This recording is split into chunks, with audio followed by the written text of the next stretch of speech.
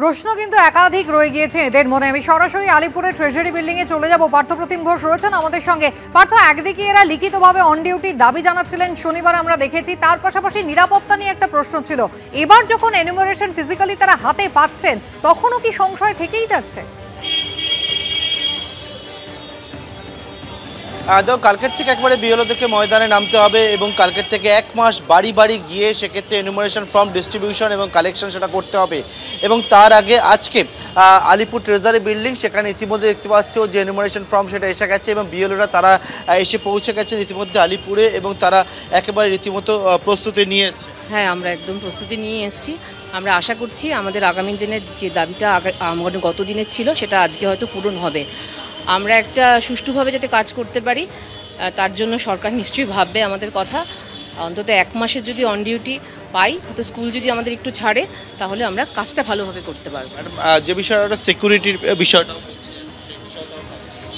হ্যাঁ, সিকিউরিটি তো একটু অবশ্যই আমাদের দরকার, কারণ হচ্ছে কি বিভিন্ন যে মাধ্যমে আমরা শুনছি আর কি, তার জন্য সিকিউরিটিটা আমাদের দরকার। হ্যাঁ, না এমনি আমাদের অন্য কোনো ভয়ের কিছু নেই। আমাদের তো পাড়ায় পাড়ায় কাজ, পাড়ার মধ্যেই কাজ, নিজেদের কাজ করতে হবে। কালকে কাজ যখন করার জন্য দায়িত্ব দিয়েছে, আমাদের কাজটা তো করতে হবে। আগে আপনারা ইলেকশন ডিউটি করেছিলেন একের পর একেবারে একটা নতুন চ্যালেঞ্জ। হ্যাঁ, না আমরা ইলেকশন ডিউটি করেছি, সেটা তো হিসাবে আমরা সম্পূর্ণভাবে নতুন, সেই কারণে কাজটা বুঝতে গেলে, আর যেহেতু আমার নিজের পাড়াতে, তো নিরাপত্তাজনিত সেই রকম সমস্যা আমার ক্ষেত্রে হয়তো নেই, কিন্তু হয়তো কোনো কোনো ক্ষেত্রে তো হতেই পারে। কিছু কিছু সেন্সিটিভ জায়গা রয়েছে, আর কিছু কিছু বিএলওরা যারা নতুন, তারা সম্পূর্ণ নতুন এলাকায় যাচ্ছে। আমার যেহেতু নিজের এলাকায়, সুতরাং আমার সেক্ষেত্রে অসুবিধে নেই। হ্যাঁ, পুরোদমে আমি প্রস্তুত হয়ে নামছি মাঠে, কিন্তু হ্যাঁ একটু সময়টা দিতে হবে, কারণ 4:30 অবধি স্কুল করার পর তারপরে কিন্তু আমাদেরও একটা ক্লান্তি চলে আসে, তাই না? তারপরে বাড়ি গিয়ে নিজেদের সংসারটাও দেখতে হয়, তারপরে কখন বেরোবো, রাত হয়ে যাবে, রাতের একটা ব্যাপার থেকে যায়। এই সারাদিনের ক্লান্তির পরে আমরা কাজটা কতটা ক্ল্যারিটির মতো করতে পারবো, সেইটা কিন্তু আমাদের ভাবতে হবে। সেটা আমার মনে হয় কমিশন এবং সরকার উভয়কেই ভাবতে হবে। ইতিমধ্যে বিএলওরা যে বিষয়টা বলছেন, তারা প্রত্যেকেই কিন্তু সেই কাজ করতে একেবারে প্রস্তুত এবং সেক্ষেত্রে কাজ করতে হবে।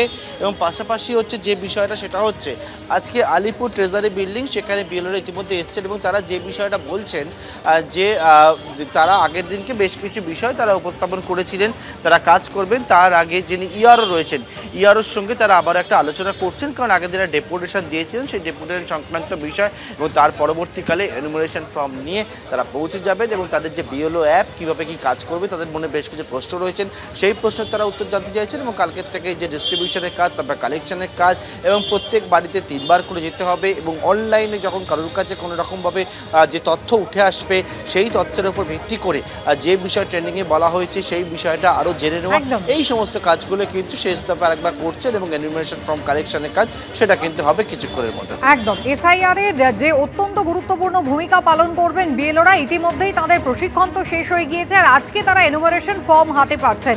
এরপরে আগামীকাল থেকে বাড়ি বাড়ি গিয়ে তাদের কাজ শুরু করতে হবে। বিএলওরা কি বলছেন, আরো কয়েকজনের সঙ্গে কথা বলেছেন আমাদের প্রতিনিধিরা, দেখুন। আমরা এখানে আসলাম, তখন দেখছি আমাদের কোনো কিট, যেগুলো মেটেরিয়াল আমাদের পাওয়ার কথা, কোনো কিছু রেডি নেই এবং সেগুলো আমাদেরকেই রেডি করে নিতে বলা হচ্ছে। কি কি রেডি করতে বলা হচ্ছে? সমস্ত ফর্মস বা মেটেরিয়াল যা যা পাওয়ার কথা সবই আমাদের। মর্নিং স্কুল করে এসেছি আমাদের। আপনি আপনার কোথায় মানে আমার 166 শ্যাম্পুকুর 10 নম্বর ওয়ার্ড, আর তার পার্ট 60। আমার school Dum Dum Nagerbazar, Dum Dum Motijheel girls school. এই সমস্ত কিছু আমাদেরকে বলছে গুছিয়ে নিন, সাজিয়ে নিন, তারপরে আপনার নিয়ে যেতে পারবেন। কিছুই বলার নেই, একেবারে আনঅর্গানাইজড ওয়েতে আছে এবং আমরা রীতিমতো মানে হ্যারাসমেন্টের শিকার হচ্ছি। আবারও কথা বলবো আমাদের প্রতিনিধি রুমা পাল এই মুহূর্তে যেসব বিল্ডিং থেকে সরাসরি রয়েছেন আমাদের সঙ্গে। রুমা, বারবারই এরা বলছেন যে একটা যথেষ্ট পরিমাণে একটা প্রপার কমিউনিকেশনের কোথাও অভাব হচ্ছে এবং সেই কারণে তাদের রীতিমতো হেনস্থার শিকার হতে হচ্ছে। যে দাবি তারা বারবার করছেন, সেই দাবিতে কোথাও কান দিচ্ছে না নির্বাচন কমিশন, এমনটাই কি তাহলে তাদের অভিযোগ? আমি এই প্রশ্নের উত্তরে আসছি, তার আগে আমি একজন বিএলও এখানে রয়েছেন, তার কথা বলে না। আপনার স্কুল কোথায়, আপনি কোথায়, আপনার আমার স্কুল হচ্ছে Sonarpur Kamrabad girls high school. আর আমার অ্যাড্রেস যেহেতু ভোটার অ্যাড্রেস যেহেতু এখানে মানে শ্যামপুকুর কনস্টিটিউয়েন্সি, তো এখানে আমি পার্ট 101-এর বিএলও হিসেবে অ্যাপয়েন্টেড। আর কোন আপনি স্কুল কোথায়? স্কুল হচ্ছে সোনারপুর। আচ্ছা, কাল থেকে যখন শুরু হচ্ছে আপনি কি বলবেন, আপনি কোন অসুবিধা ফেস করছেন সেটা বলছিলেন যদি একটু বলেন। অসুবিধে প্রথমেই হচ্ছে অন ডিউটির অসুবিধে, তার কারণ আমাদেরকে বলা হচ্ছে যে একসাথে দুটো কাজ করতে, স্কুলের কাজ এবং তার সাথে হচ্ছে এই বিএলওর কাজ, যেটা মানে নেক্সট টু ইম্পসিবল একদম এই কাজটা করা। প্লাস আজকে থেকে স্কুলেরও সেরকম অবস্থা, যেহেতু অনেক টিচারই এই ডিউটি পেয়েছেন, তো আজকে থেকে টেস্ট এক্সাম শুরু হচ্ছে, তো সেটাও ঠিকভাবে কন্ডাক্ট করতে হবে। তো আমরা যারা আজকে ফর্ম নিতে এসেছি, আশা করি স্কুল তাদের সবাইকে অন ডিউটি দিয়ে দেবেন। আজকে যে ফর্ম নিতে এসেছেন সেক্ষেত্রে আপনি কি দেখছেন পুরো ব্যাপার? আমাদেরকে আসতে বলা হয়েছিল 12টার মধ্যে। প্রথম কালকে আমাদেরকে মেসেজ করা হয়েছিল যে কালকে আপনারা এসে নিয়ে যান, তখন বেলা 1টায় মেসেজ করা হয়েছে, বলছে আপনারা 4টের মধ্যে এসে নিয়ে যান। তো সেটা সম্ভব না, তো তারপর বলা হলো আপনারা আজকে 12টার মধ্যে এসে ফর্ম নিয়ে যান। তো আমরা এসে দাঁড়িয়ে আছি, কিন্তু এখনো পর্যন্ত কিছুই এখানে মানে ওনারা অর্গানাইজড নন। মানে কোনো দেখছি সুপারভাইজার তারা খুব সুন্দরভাবে গুছিয়ে রেখে দিয়েছেন, তারা হ্যান্ডওভার করছেন, কিন্তু আমাদের এখনও কিছু গোছানো হয়নি, কিছু নেই, আমরা ওয়েট করছি। এটার পরে আমাদেরকে আবার ওয়ার্ড অফিসে যেতে হবে, সেখানে আবার সুপারভাইজারদের সাথে মিটিং রয়েছে। তো সুতরাং কখন কি পাবো কি হবে কিছুই বুঝতে পারছি না। তারপরে আবার কালকে থেকে বলছে যে যেতে হবে ফর্ম দেওয়ার জন্য, হোম টু হোম যে। আমরা কথা বললাম, আপনিও আসছেন, ফর্ম নিতে এসেছেন, কি বলবেন আপনি যদি একটু বলেন কোন স্কুল আপনার, কোথায় থাকে? আমার বাগবাজার হাই স্কুল। আমার বাড়ি হচ্ছে Dum Dum cantonment, school Bagbazar high school, সেখান থেকে এইখানে একটা অসুবিধে। আর বাড়ি যেহেতু দমদম ক্যান্টনমেন্ট, ওখান থেকে এখানে তো আরও অসুবিধে। এখানে ফর্ম পেতে আপনাদের এখন এই যে অ্যাকচুয়ালি যদি ট্রেনিংটা আর একটু আগে হতো তাহলে ফর্মগুলো পেতে মাঝখানে হয়তো সময় পাওয়া যেত। এখন ট্রেনিং হয়েছে 1-2 তারিখ, তো একদিনের মধ্যে ফর্ম প্রিন্ট হয়ে ফর্ম পাওয়া বা রেজিস্টার পাওয়া, অনেক কিছু জিনিসপত্র থাকে যেগুলো কালেক্ট করে নিয়ে যাওয়া, সেগুলো প্রচণ্ডভাবে অসুবিধে। তো সেইটার জন্য একটা পর্যাপ্ত সময় হলে ভালো হতো। একটু সময় রেখে সবকিছু হলে ভালো হতো, এমনটাই কিন্তু বলছেন বিএলওরা। অর্থাৎ এই ট্রেনিং শেষ হয়েছে, আজকে ফর্ম নেওয়ার ক্ষেত্রে অনেকটা দাঁড়িয়ে থাকতে হচ্ছে এবং অভিযোগ করছেন আনঅর্গানাইজ রয়েছে এখনো পর্যন্ত, সেইও তাদের অভিযোগ। যদিও কাল থেকে তাদেরকে যেতে হবে, এখন সেটাই তাদের কাছে এই মুহূর্তে পরীক্ষার বিষয়। একেবারেই। রুমা ধন্যবাদ, পার্থ তোমাকেও ধন্যবাদ।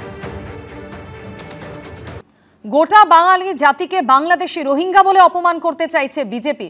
নাগেরবাজারে এসআইআর এর প্রতিবাদ কর্মসূচি থেকে এমনই অভিযোগ করলেন শিক্ষামন্ত্রী ব্রাত্য বসু। ব্রাত্য বসুর এমন অভিযোগের পাল্টা কটাক্ষ করেছেন রাজ্য বিজেপি সভাপতি শ্রমিক ভট্টাচার্য। পানিহাটিতে প্রদীপ করের এনআরসি আতঙ্কে আত্মহত্যার অভিযোগকে সামনে রেখে এসআইআর এর বিরুদ্ধে প্রতিবাদ মিছিল করেন তৃণমূল নেতা কর্মীরা। উপস্থিত ছিলেন শিক্ষামন্ত্রী ও তৃণমূল বিধায়ক ব্রাত্য বসু এবং তৃণমূল সাংসদ পার্থ ভৌমিক। এই তিনজনের রাস্তা ওটা, বিজেপি ওটাকে রোহিঙ্গাদের রাস্তা বলে দাগিয়ে দিতে চাইলে আমরা মেনে নেব? যেটা অভিষেক বন্দ্যোপাধ্যায় বলেছেন, মিজোরাম, অরুণাচল, আসাম এবং ত্রিপুরা, এই চারটে কেন এসআইআর হচ্ছে না? হঠাৎ বাংলাকেই টার্গেট করা হচ্ছে কেন? বিজেপির কাছে পথটা হচ্ছে ঘুষপেটিয়াদের পথ, আমাদের কাছে ওই পথটা হচ্ছে সাম্প্রদায়িক সম্প্রীতির পথ। তৃণমূল নামক যে ভাইরাসটা আছে না, ওটা সরাসরি ওর মস্তিষ্কে সংক্রমণ করে দিয়েছে, এতে বেরিয়ে আসা খুব মুশকিল।